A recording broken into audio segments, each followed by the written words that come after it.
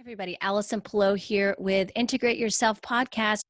Today is a food foundation series podcast. It's a topic show, but we're focusing on how important it is to have a source of vitamins and minerals from food that come in a package that like food comes in, instead of just supplementing, isolating vitamins and minerals that way.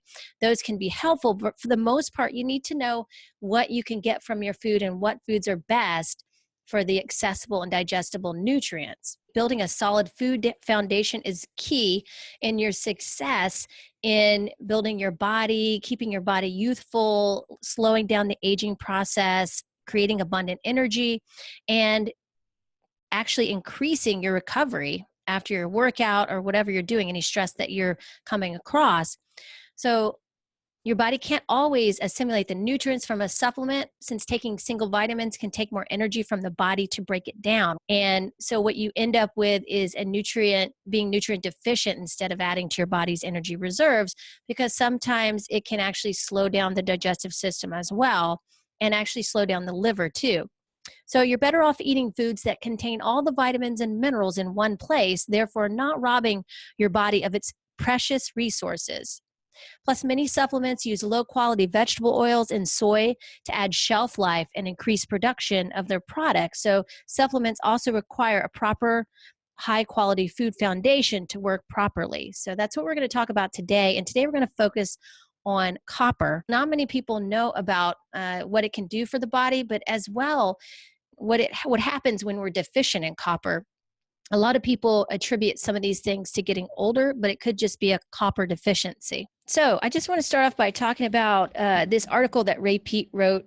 You could check it out at raypeat.com. It's called Iron Dangers. I'll actually include a link to this article in the show notes page of this podcast. So one part he talks about, it's really about iron, and it's a great article. And I actually send this article to many of my clients because it does explain kind of how really there's not ever really a good time to supplement iron in your diet. You should always get it from food, but also make sure you're not getting too much iron, because that can build up in the system. But that does relate to copper, because if we're not getting enough copper in the body, we can't have a buildup of iron as well. And so I'm just going to read a paragraph from this article that Ray Peat wrote. And it says, how does copper help us? Copper is the crucial element for producing the color in hair and skin, for maintaining the elasticity of skin and blood vessels, for protecting against certain types of free radical, and especially for allowing us to use oxygen properly for the production of biological energy.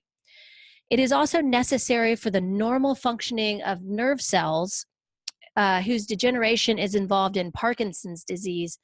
The shape and texture of your hair, as well as its color, can change in a copper deficiency.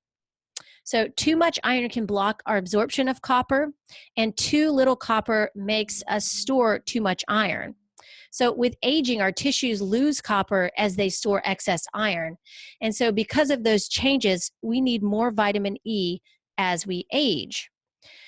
So you can use vitamin E as well to offset those the things that overdoing iron can do to us and can age us more rapidly, but we can actually take in more copper in our diet. So some things that really create a copper deficiency would be, not enough sunlight. So where in a lot of places you don't get much light for a while, one being like the Pacific Northwest, we generally have darkness for most part of 6 months. So we're not getting a lot of light.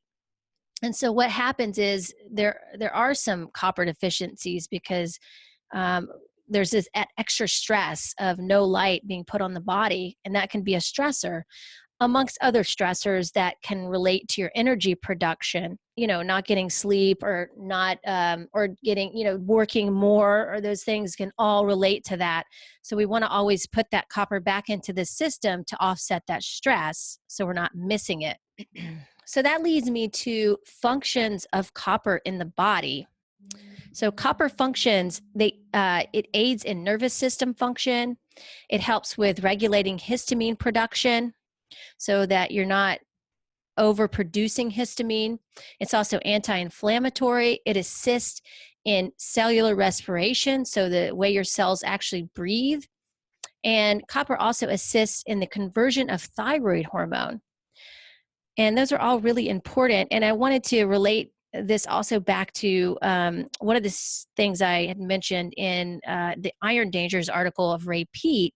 He states that it helps with the elasticity of skin and blood vessels. And I want to remind everybody that actually relates to respiration as well as it relates to heart health. So we don't usually put those things together, but the elasticity of our blood vessels is very much related to our heart health and arterial health.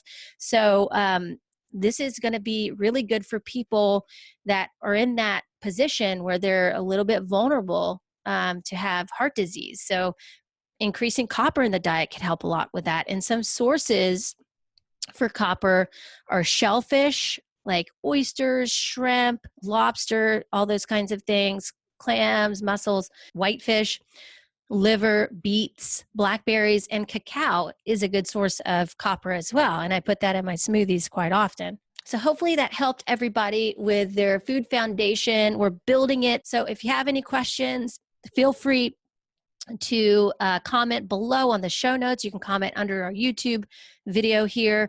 So thank you guys so much for listening. And until next time, I'll talk to you guys again soon.